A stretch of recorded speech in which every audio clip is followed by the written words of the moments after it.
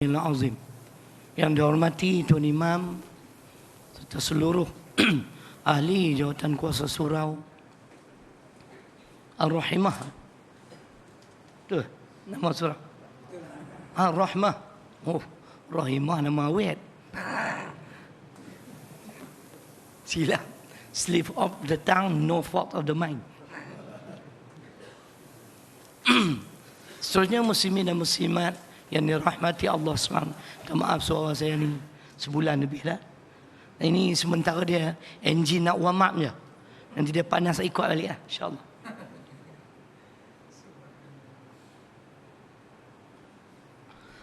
Tajuk yang diberi oleh Jaiz ialah impian ahli neraka. Memang betul tuan-tuan. Semalam saya ke satu tempat, saya tengok malam saya ada tajuk. Saya kata siapa yang bagi tajuk? Jaiz. Dia orang bagi banyak tajuk lah, tapi pihak masjid pilih tajuk sebut untuk saya. Saya kata bagus ke modal ni. Jadi memang benar setiap manusia tu ada impian mereka tersendiri. Termasuklah ahli-ahli neraka. Saya boleh ungkapkan insya-Allah 2 ayat di dalam surah As-Sajdah. Surah ke-32 di pertengahan ayat yang ke-12. Inilah impian ahli neraka. A'udzubillahi minasyaitonir rajim. Rabbana absarna was-sami'na farji'na na'mal salihan inna muqinun. Yang bermaksud, wahai Tuhan kami, pada hari ini kami sedang melihat dan mendengar, yakni perkara-perkara yang mereka dustakan sewaktu mereka hidup di dunia dahulu. Sebab itu ada ulama yang mentafsirkan, mereka ini sedang menunggu giliran untuk dicampak ke dalam neraka Allah. Mereka mengingkari sewaktu hidup di dunia mereka tak percaya. Hari ini kami sedang melihat dan mendengar. Justru itu, farji'na na'mal salihan, kembalikanlah kami ya Allah ke alam dunia ini semula, supaya kami dapat beramal dengan amal yang soleh. Inna muqinun, sesungguhnya pada hari ini kami amat yakin. Itu impian sebahagian ahli neraka. Mereka ni belum lagi diazab, tapi pada ayat yang lain golongan ini sedang diazab. Mereka juga berhasrat dengan perkara yang sama. Dalam surah Fatir, surah ke-35, di permulaan ayat 37. A'udzubillahi minasyaitonir rajim. Rabbana akhrijna na'mal salihan ghairal ladzi kunna na'mal. Yang bermaksud, wahai Tuhan kami, keluarkanlah kami daripada azab neraka ini. Minta keluar juga, muka tak malu. Supaya kami dapat beramal dengan amal-amal soleh, amal yang lain daripada apa yang pernah kami amalkan dahulu. Ini penyesalan, ini satu hasrat, harapan, impian ahli neraka. Muslimin dan muslimat yang dirahmati Allah Subhanahu Wa Taala. Jadi saya mampu bawa 2 ayat tu, jadi cukuplah untuk malam ni. Mana nak sempat cari banyak-banyak. Tapi yang kita nak bahaskan pada malam ini, kenapa mereka berada dalam neraka? Apa kesalahan dia? Tadi alhamdulillah Ustaz dah baca ayat ke-28 tu. Saya nak baca sepotong ayat Quran yang hampir sama dengan ayat ke-28. Ayat ni insya-Allah anak akan hafal kemudian. Yang mana mereka menyatakan mereka tak pernah buat jahat. Firman Allah Subhanahu Wa Taala, inilah di antara golongan ahli neraka. Kesalahan mereka apabila berlaku, yakni peperangan Badar 17 Ramadan 2 Hijrah, terdapat di antara yang terbunuh, yang menjadi anggota tentera musyrikin Mekah ialah orang-orang Islam itu sendiri yang enggan berhijrah ke Madinah. Mereka tidak ada keuzuran. Kemudian Allah merakamkan kisah mereka dalam surah An-Nisa, surah yang keempat, ayat 97. Innal ladzina tawaffahumul malaika zalimi anfusihim qalu fima kuntum qalu kunna mustad'afina fil ard qalu alam takun ardullahi wasi'ah fatuhajiru fiha faulaika ma'wahum jahannam wasa'at masira. Sadaqallahul azim. Betul sana? Dia ada persamaan dengan ayat tadi tu. Nanti saya nak balik tengok ayat tu lah. Kemudian kita akan gabung dengan ayat 97 An-Nisa. Ayat yang bermaksud sesungguhnya orang-orang yang dimatikan oleh malaikat kerana menzalimi diri mereka sendiri. Ini tuan-tuan. Orang Islam di Mekah yang enggan berhijrah ke Madinah. Itu tafsirannya. Tidak ada keuzuran, tak ada masalah. Ya, mungkin kerana terlalu sayang nak tinggalkan tanah air. Macam tuan-tuan lah. Kalau kata diarahkan lah, suruh berpindah ke Sungai Petani, saya ingat ramai yang tak mau pergi. Kan? Sungai Petani cerai lah. Kan? Tambah suruh pergi tempat ustaz, lagi tak mau pergi. Takkan macam mana rupa bentuk kita pun tak tahu. Kan? Madinah, tempat yang baru. Tidak ada keuzuran. Tak ada alasan. Mereka mampu sebenarnya. Lalu, bila mereka terbunuh di dalam peperangan Badar, malaikat bertanya dalam keadaan seolah-olah terperanjat, terkejut. Qalu fima kuntum. Bagaimana kamu boleh jadi macam ni? Kamu orang Islam, mengucap dua kalimah syahadah, tapi kamu lawan Islam. Itu dia. Mereka terbunuh di dalam peperangan Badar. Itu cerita dia. Mereka menjawab juga. Macam tadi pun jawab juga. Qalu kunna mustad'afina fil ard. Kami adalah golongan yang lemah, yang tak ada daya upaya. Kami ditindas. Tak ada kekuatan untuk menentang golongan ini, golongan musyrik. Lalu malaikat bertanya lagi. Qalu alam takun ardullahi wasi'ah fatuhajiru fiha. Tidakkah bumi Allah Subhanahu wa taala ni luas? Kenapa kamu tidak menyertai rombongan orang-orang Islam yang beriman berhijrah ke Madinah? Kamu mampu menyertai mereka. Akhirnya Allah menyatakan faulaika ma'wahum jahannam wasa'at masir. Maka mereka ini adalah penghuni neraka Jahannam, seburuk-buruk tempat yang bakal mereka kembali. Tuan-tuan dan puan-puan, dalam ayat ini yang menarik ialah mereka enggan berhijrah. Apa makna hijrah? Ini kita rujuk hadis Bukhari dan Muslim. Al-muhajir man hajara ma nahallahu anhu. Maksudnya ialah orang yang berhijrah itu ialah orang yang meninggalkan apa-apa yang dilarang oleh Allah Subhanahu wa taala. Dalam Al-Quran banyak larangan-larangan Allah. Salah satunya apa tuan-tuan? Jangan sokong kerajaan yang zalim. Dia mula politik nak lah tu.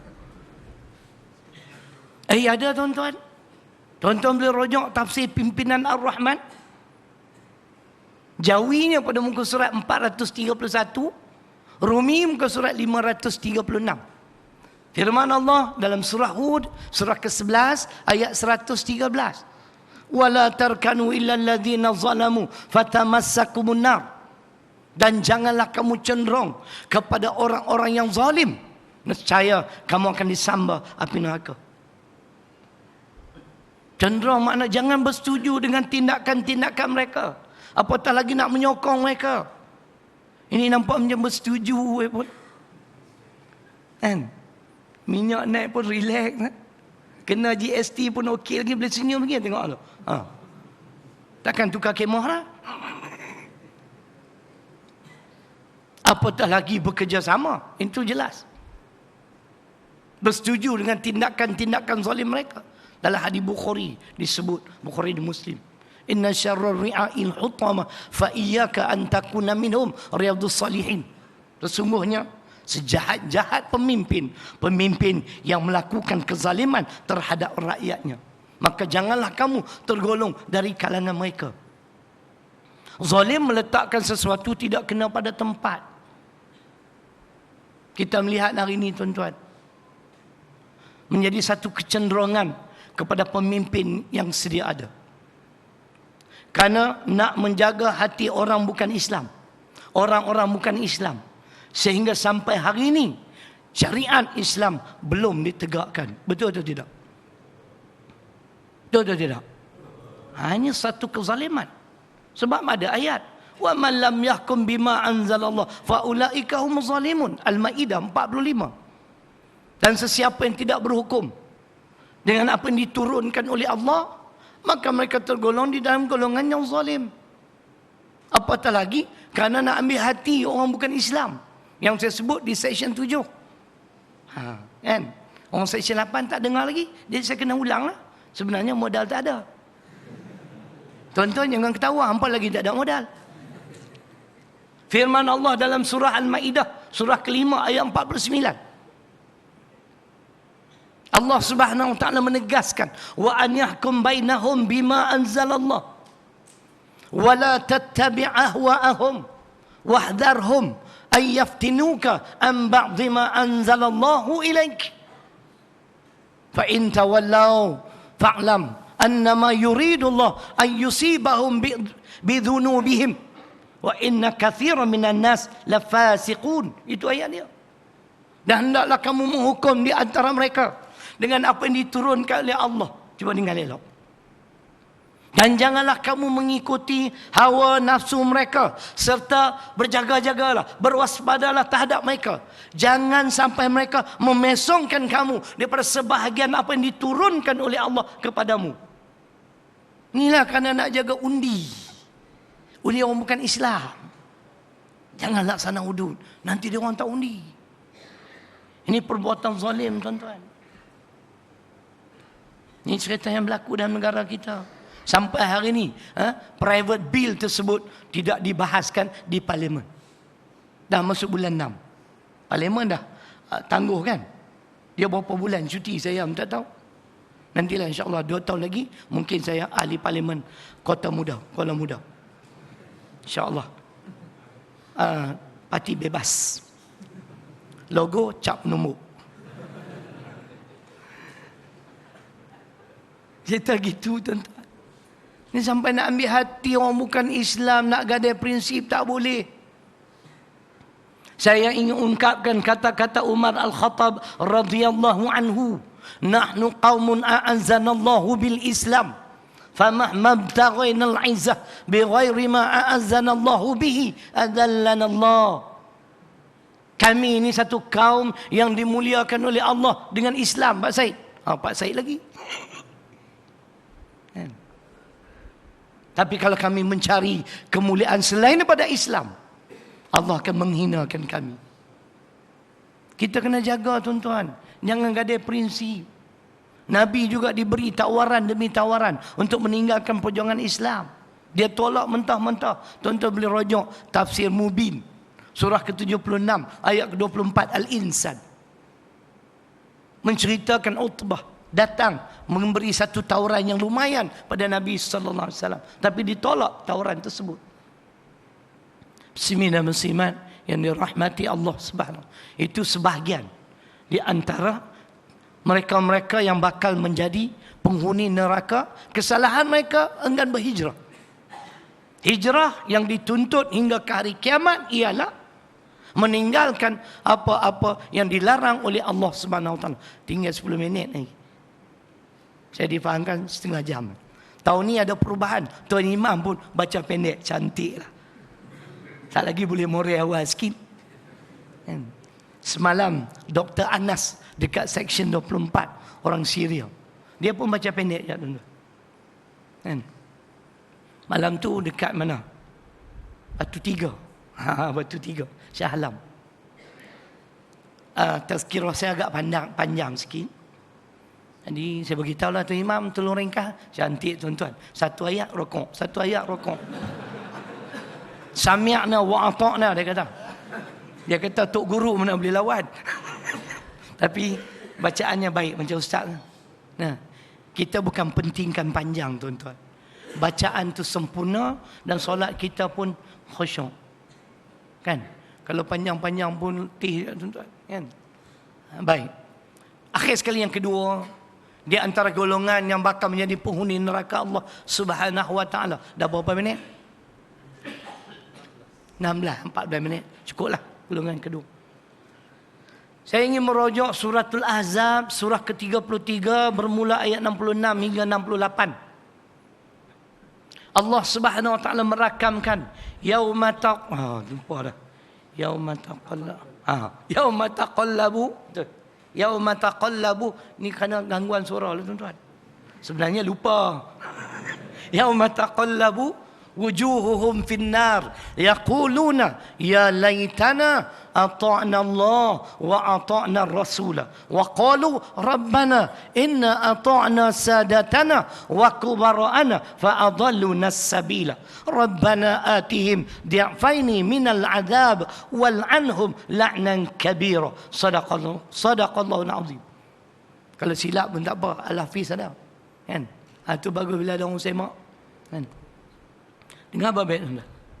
Ini yang berlaku dalam Malaysia, tak terkecuali. Hari yang mana wajah mereka dibolak-balik di dalam neraka, sebagaimana orang kambing panggang. Sebut kambing gelak selalu. Suka sangat kambing. Ada kambing apa mereka?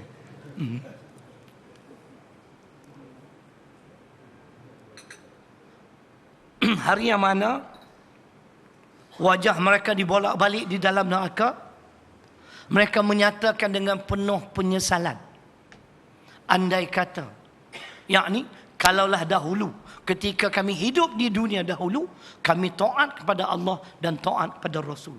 Al-Quran dan As-Sunnah menjadi pimpinan dan bimbingan di dalam kehidupan. Lalu mereka meneruskan, apakah kesalahan mereka? Mereka beritahu Allah, macamlah Allah tu tak tahu. Muka tak malu buat-buat. Wahai Tuhan kami, dahulunya kami begitu taat kepada pemimpin-pemimpin kami dan pembesar-pembesar negeri atau negara kami. Lalu mereka telah menyesatkan kami. Ada macam tu, pemimpin dan pembesar. Wahai Tuhan kami, lipat gandakanlah azab terhadap mereka ini dan laknatlah mereka dengan laknat yang besar. Tuan-tuan, ketaatan kepada pemimpin bukan mutlak. Hadis Bukhari dan Muslim, la ta'ata li makhluqin fi ma'siyatil khaliq. Tidak ada ketaatan kepada makhluk yang mengajak kita mendurhakai Allah. La ta'ata fi ma'siyatillah, innama ta'atu fil ma'rufi. Hadis Muslim. Tidak ada ketaatan dalam perkara-perkara yang mendurhakai Allah. Ketaatan hanya dalam perkara-perkara ma'ruf. Kita hari ni, kan? Itu yang ramai orang berpandangan. Polis di Raja Malaysia ni lah, taat sungguh kat pemimpin. Kan? Bukan polis sajalah, baik DO kan, yang makan gaji kerajaan lah. Saya nak baca surah Hud ayat 97 hingga 99. Jangan kita mematuhi arahan-arahan yang tidak betul. Jangan kita mematuhi secara membabi buta. Tak apalah kalau kasar, mengkhinzir buta. Ila Fir'aun wa malaihi fattaba'u amra Fir'aun wa ma amru Fir'aun birashid yaqdumu qaumahu yawmal qiyamah fa'awradahumun nar wa bi'sal wirdul mawrud wa usbi'u fi hadhihi la'nah wa yaumal qiyamah bi'sar rifdul marfud. Macam itulah lebih kurang Ustaz kan? Cerita dia. Saya plan tajuk ni nak buat khutbah jemaat bulan depan di utara.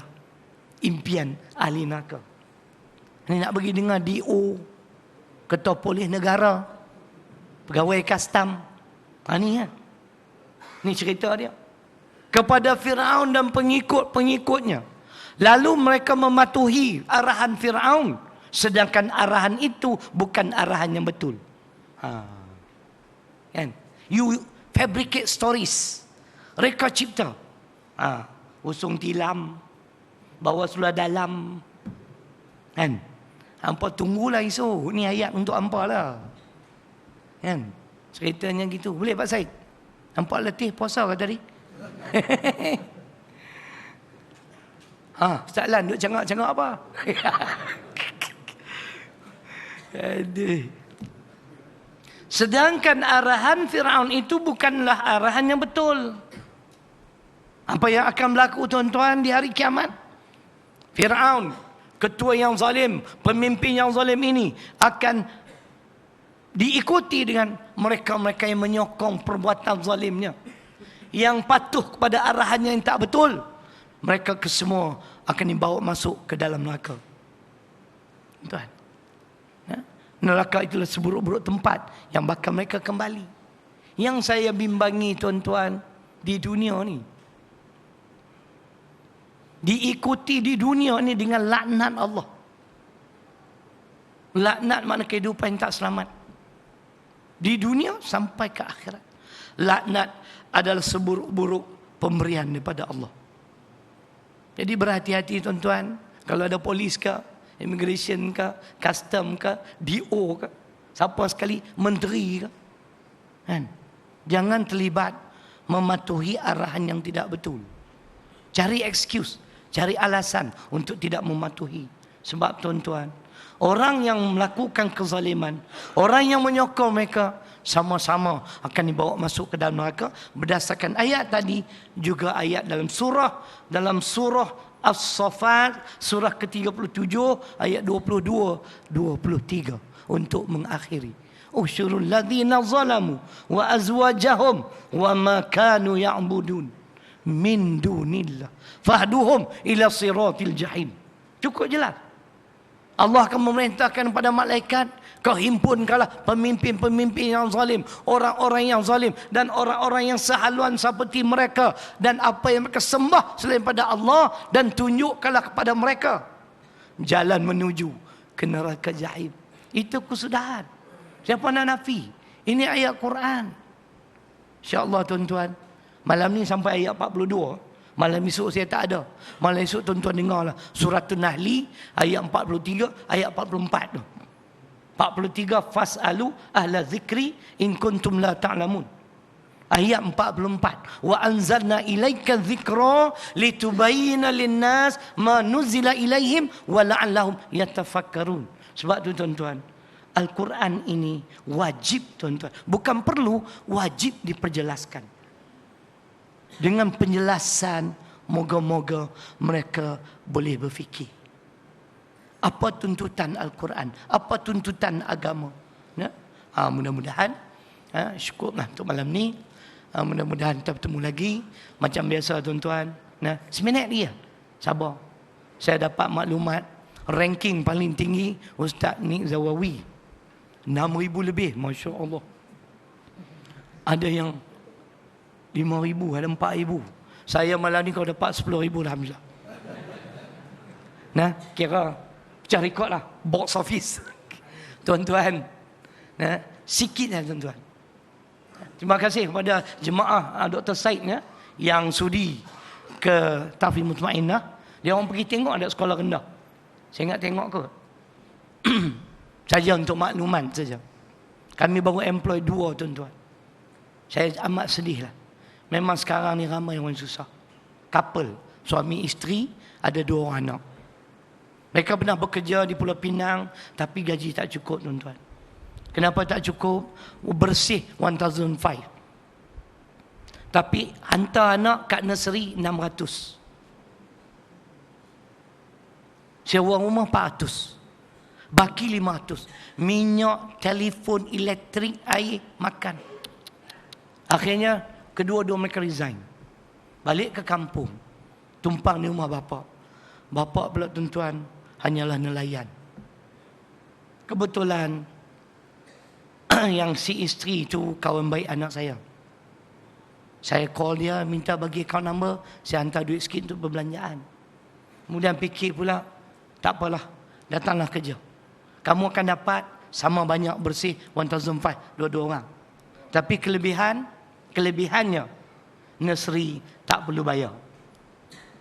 SIM 600 dah. Nah, dan bila saya cek lagi tuan-tuan, saya berapa kali menitiskan air mata. Kita nak tolong, macam katalah, ceramah pun muka orang bagi banyak sangat. Kadang-kadang lupa bagi pada tuan-tuan. Itu yang aku bimbang kan tu. Lepas tu kelang kabut minta nombor akaun pula. Bukanlah section 8 ni kan, section 80. Contoh je. Jadi saya hantar sikit. Saya call dia sekali lagi. Tuan-tuan tahu, ketika dia tinggal di Pulau Pinang, Seberampai, yang hanya dimiliki mereka ialah mesin basuh ya. Insya-Allah. Sedihnya no.